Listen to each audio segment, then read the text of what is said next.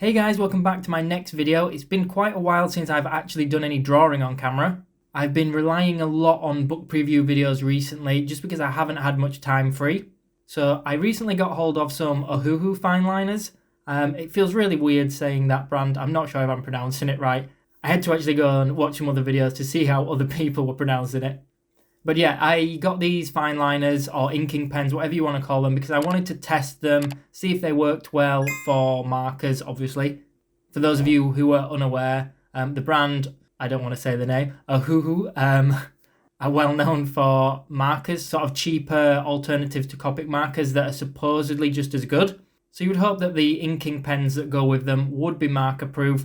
I wanted to test that on camera, and I also wanted to test if they were smudge proof, waterproof, things like that. It's just something I like to do occasionally with pens on this channel. I usually finish those videos off with a quick demo of me using the pens. This time I tried to draw a Fellbeast from Lord of the Rings. A lot of you guys know I am a huge Lord of the Rings geek, so I couldn't resist. But yeah, I ended up drawing a Fellbeast, inking that on camera for the demo, and it took a little bit longer than expected, but it turned out really good, and honestly I thought it'd be really cool to get a full video out of this, just of me drawing this. So there will be like a shorter version of this demo in the fine liner review video as well.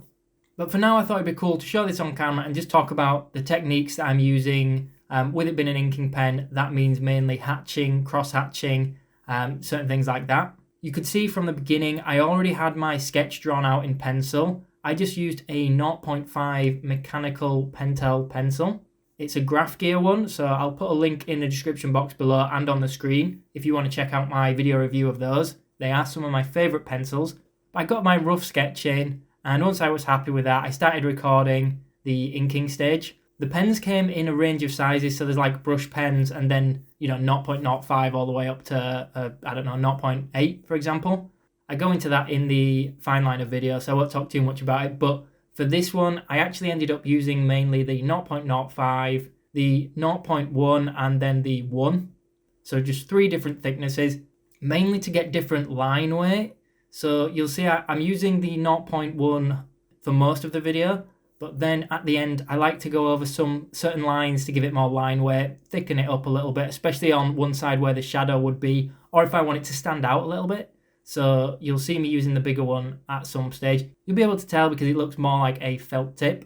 And the 0.5, or 0.05, sorry, I originally thought it was going to be too small because it's really thin and feels quite dry. But it actually was really useful to get some cross-hatching in with a bit more variation than just using the single 0.1.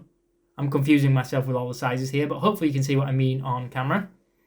And before I forget, if you want to see more sketches like this, make sure that you follow me on my social media pages where I post a lot of sketches.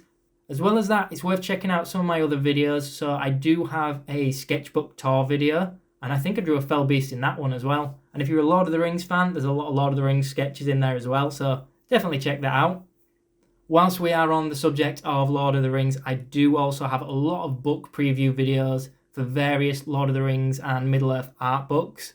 So if that interests you, again, I will put links in the description box below.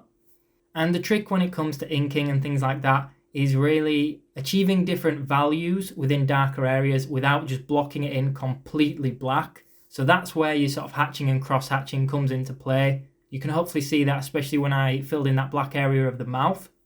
I think a lot of you guys will already know what hatching is. It really is just the lines that I'm using, diagonal lines, and cross-hatching is coming back across those in the other way. I also try to use a little bit going around the actual contours or the shapes of what it is I'm drawing. So for example, you can see on the side of the tongue, as it goes back into his mouth, those lines, I haven't used just, straight hatching. I've actually curved it around the tongue a little bit. Sometimes I think this just reads a little bit better and gives it a little bit more form and makes it look 3D. Now, the armour on this Fellbeast, so the bit around the top of the head and a little bit around the jaw, I am using cross-hatching, but I do start adding in random lines and scratches all over. That's because I wanted the armour to look a little bit beat up and quite textured. It's not really anything to do with the hatching technique.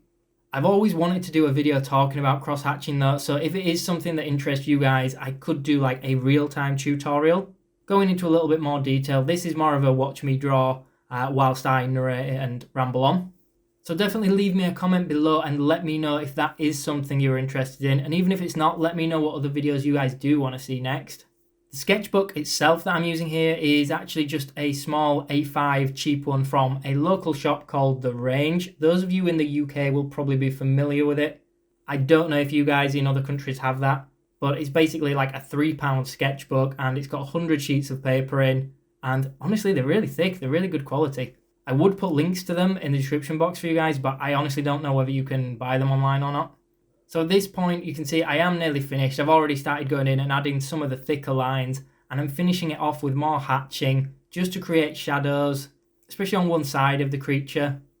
The creature itself I think is such an awesome design. I was a little bit worried that this wouldn't turn out right, but it is usually a bit easier to draw ugly creatures on camera because you don't really have to worry if anything goes wrong and makes them ugly because, you know, they're already pretty freaky. But it's definitely a really cool design. Pretty freaky when you see it without its helmet on though. And I do apologise for the fact that the camera does lose focus quite a lot. That's one of the difficulties with recording traditional art compared to digital. But I think I'm going to pretty much leave it at that, guys. So I hope you guys did enjoy this video. I will put links below to other videos that are related to this, whether it's my book preview pages, my sketchbook tour, some inking pen videos. I'll put it all below. If you did enjoy this video, please do subscribe to the channel. It really helps me out a lot. As well as that, hit the thumbs up button and of course switch notifications on for future content. Don't forget to leave me a comment below and let me know what other videos you guys want to see next as well. Thanks so much for watching, everyone.